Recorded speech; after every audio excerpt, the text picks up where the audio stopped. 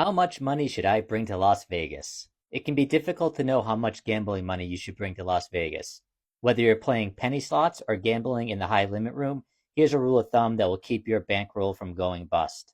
But first, let's talk about planning your trip. Let's go with a typical 2 night stay on the Las Vegas Strip. This assumes you're paying retail for everything, which I highly discourage. There's plenty of deals to be had, even if you're not a high roller. For me, I have a casino host. I haven't paid for a hotel room in Las Vegas in almost a decade, and very often there's ways to get comped meals as well as show tickets.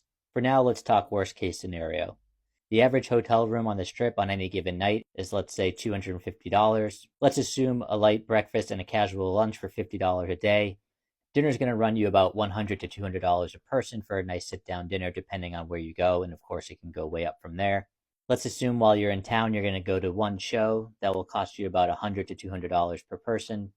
Let's mix in some incidentals like coffee, random purchases from the convenience store, giant beers on the Strip, and anything else you can think of around $100 a day. So before we even get to gambling, you're in for about $1,000 to $1,500 for a 2 night stay on the Strip. So what about gambling bankroll?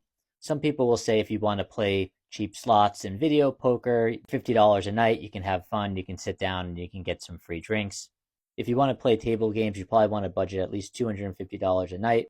However, gambling bankrolls are highly personal, and you should never gamble more than you can afford to lose. A good rule of thumb that I like to follow to make sure that I never bite off more than I can chew, take 1 week of your pay, divide it in half, and then split that evenly across each night you're in Las Vegas.